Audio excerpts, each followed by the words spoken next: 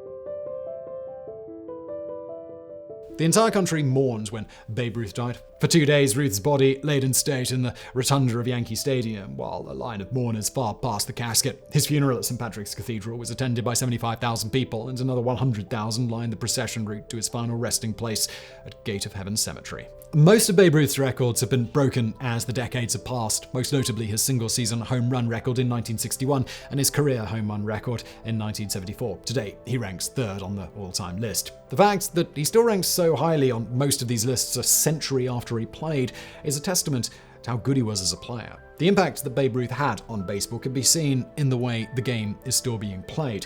Ever since owners discovered that fans love to watch home runs, they went out of their way to give the people what they wanted. More and more players came in that had home run swings. New ballparks were built to encourage more home runs, and in most modern stadiums, hitting a home run is cause for celebration, with fireworks and sirens and exciting graphics popping up on the scoreboard. Babe Ruth changed the way that we think about things too. Someone who is a dominant chess player might be referred to as the Babe Ruth of chess, and most people will understand what you're talking about. Ruth appears almost cartoonish today, with his goofy smile and grainy footage often sped up of him batting. It's hard to overstate how big he was in his day, though. He became the most famous man in America in an age when, if you wanted to see a baseball game, you had to go there in person, unless you wanted to read about it the next day in the newspaper. There was no television. Radio and movies were in their infancy, and more messages were being passed by telegram than telephone. And yet, still, everyone knew who he was, and they loved him for who he was, in spite of his faults. That kind of adulation seems silly in the cynical society we live in today, but that's just how it was back then. Perhaps the reason they loved him was because it was uncomplicated, with no ulterior motives or secret agenda. He was just a man who loved playing baseball. Sure, he loved other things too, but at his core, that's who he was. Just another baseball fan. The only difference was, Babe Ruth was one of the few people that baseball loved back just as fiercely, and probably always will.